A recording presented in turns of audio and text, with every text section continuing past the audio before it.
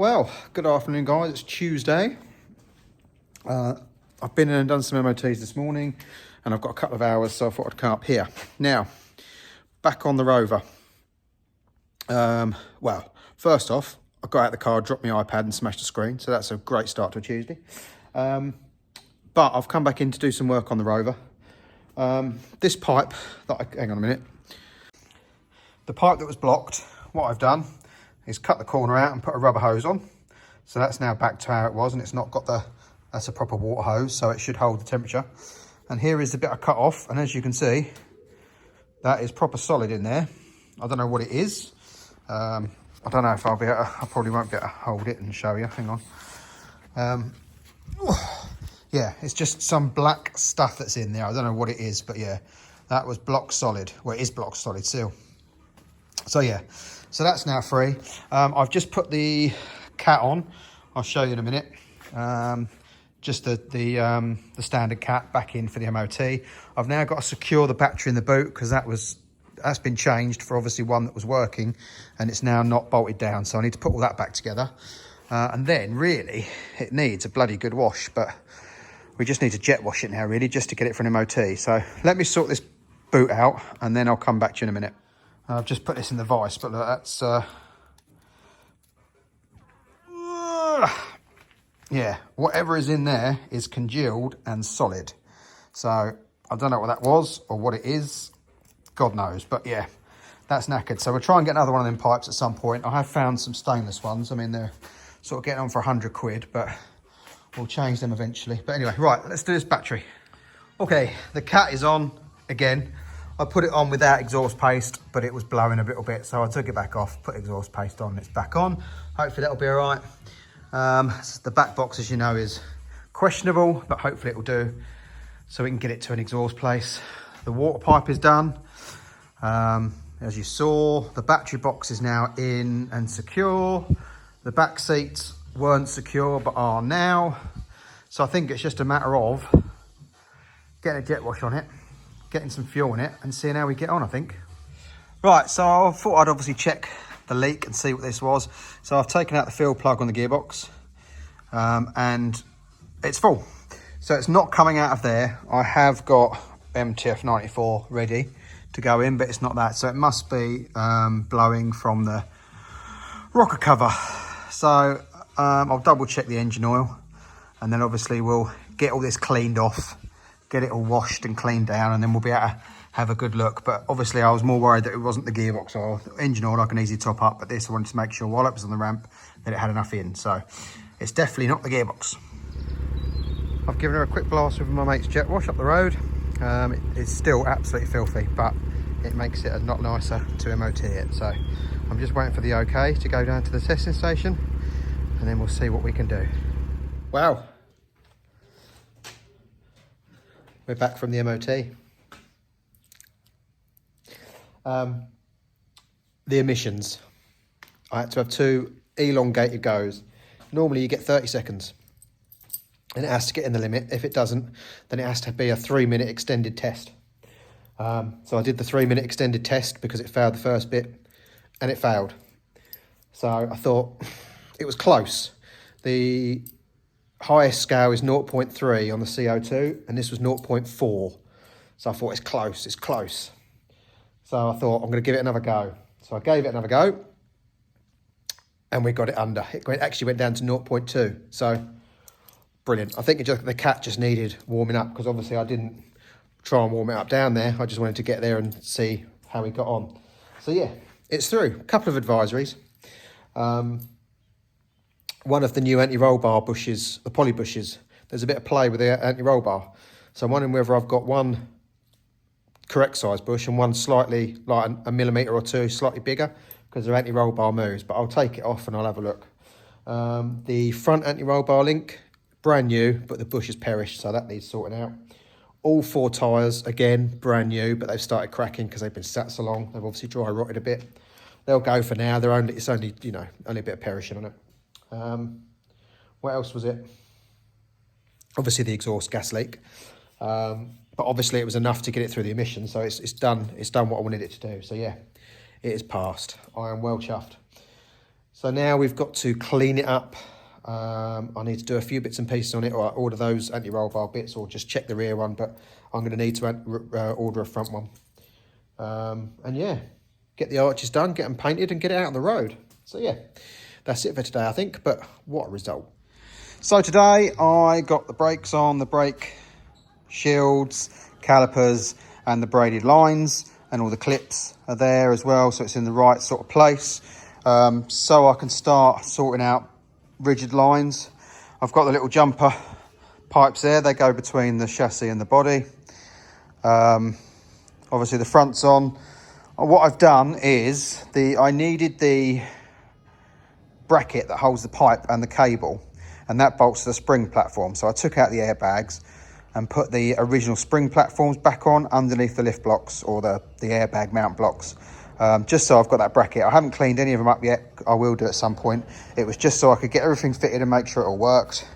And then I can obviously go ahead and start getting the rigid lines ready. Now that makes no odds on the front, because obviously that goes up to the body, but I needed it for the rears, so I thought I might as well just put the whole lot on. None of these are tight yet. That needs to flip around the other way by the looks of it. So yeah, I can now organise the rigid lines. Back again, only for an hour or so, but I've just done the rigid brake lines, so they're all terminated, all clipped in. I'm still waiting on some extra clips for over this side, but yeah, they're all terminated, all go to the flexies. But obviously I won't know if any of them leak until the body's back on. So yeah, but at least they're run, they're in the right place. So that's them. So next will be to run the air lines down the chassis. I need to order some of that. And then, yeah, we've got to sort out a manifold. When we go to the shows, we've got to get a de-webbed skim manifold. As you can see, there is a, oh, you probably don't know if you can, there is a bolt missing. So that's going to be a nice job. Can't wait for that, but it's going to be a lot easier with no body on than it is to do it in the engine bay. So yeah, we are getting there little by little. The Transit, I've got to do a couple of jobs on it this week. I've sold it. I've actually sold it to someone and part X something else. So that'll be coming up. But what I'll need to do is take the head unit out, because he's in his 60s and he just wants a normal radio. He doesn't want a screen, so he's going to have that. I asked him if he wanted me to put it back on normal suspension so it's not so bouncy. We went out for a drive. He went, no, that's fine. He likes it low so he can get stuff in and out the back. He's going to use it as a work van. And what else have I got to do? Start motor, because it's clicking when you start. Clicks 2 or 3 times and then starts. So I'll have to put a start motor on it. And sort out the brake pad wear sensor, because that light's on, and get it over to my mate who should have mapped out the EGR but hasn't yet. So that needs to be done. So I need to contact him, and then that's gone. And then I'll show you what not comes in its place, but what his old work vehicle, basically. I've taken that in as scrap. I'll show you that when it arrives. But anyway, so that's that for today. If I get time tomorrow, I'll come back up here and make a start on that, or it'll be Wednesday, or it'll be Thursday or Friday. But anyway, I'm going to sign off for Monday. Okay, I've been up here for a couple of hours, but I didn't film what I was doing. I got a brand new starter motor for the van, fitted that, no change. Still clicks 3 times before you start it. Took all the earths off, cleaned them all up, ground them back, put them back on, still the same.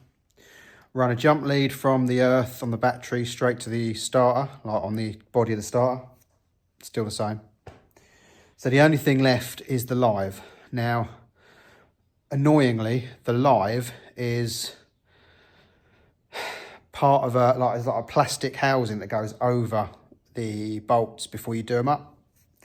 So I don't know how easy it's going to be, but what I need to do is run a live from the starter straight to the battery and see if that makes any difference.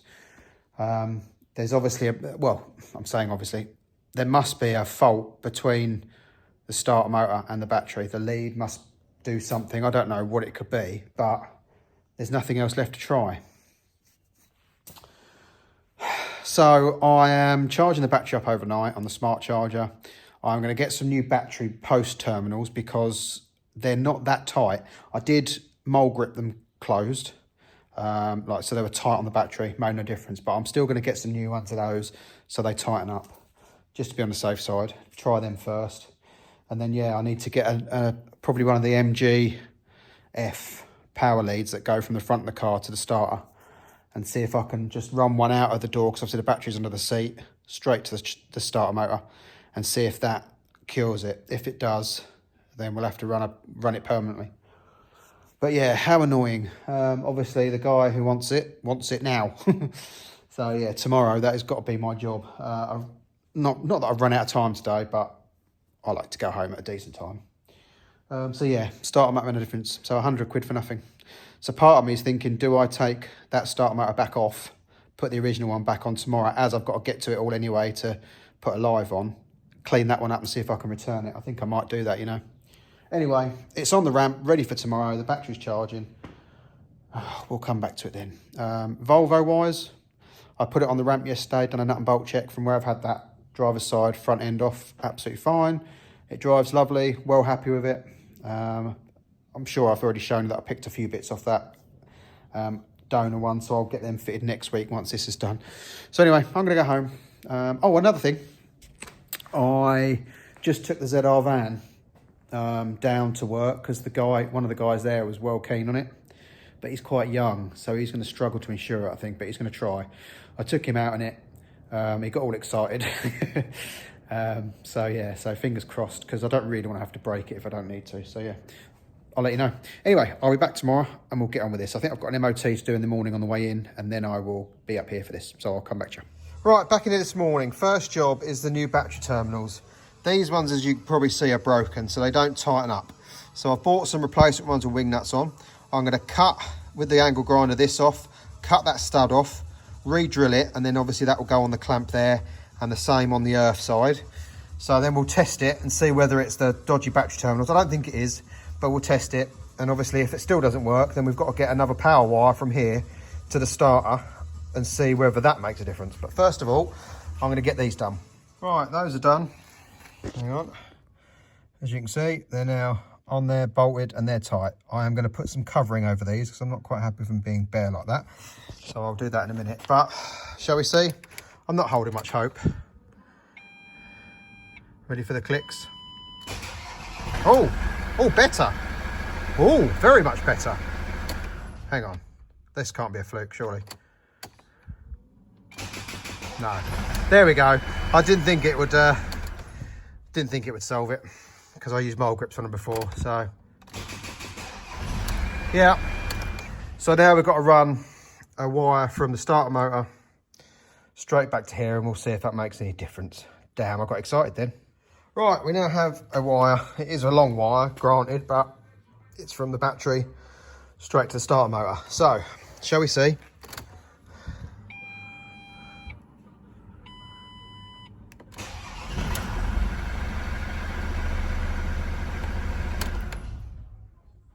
Straight up. Let's just make sure it wasn't luck.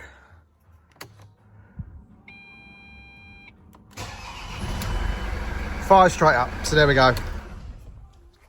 It's the positive lead somewhere. So I think we need to just run a new one and be sure. I think that's what we need to do. So I need to work out how to get this wire to the battery box. Right, I'm going to try and show you. Don't know if you can see down there, but basically that's the new starter on. The cable is there, cable tied to the outside. It goes over the gearbox. Oh, zoomed in too much. It goes over the gearbox, along the chassis rail and into the seat box. There is already a grommet. I probably won't be able to show you because it's going to be pitch black, but there's already a grommet. Oh, there you go. There's already a grommet there, and the floor has a cutout in case you ever want to use the grommet. So there is the power wire. I've just got to secure it up this side, but it is now on the battery. So this, hopefully, what have I done with the key? I've probably left it in there. So let's just make sure this starts again on the key. Let the glow plug light go out. Yeah, no clicking. Perfect. So I think this is done now, other than it's got to go and have the EGR deleted. And yeah, I think this is ready to go. I don't think he's going to have it now until the end of the month, so he can tax it and insure it from the 1st. But yeah, it's sold anyway. So I'm going to get this out, move a few vehicles around in the workshop,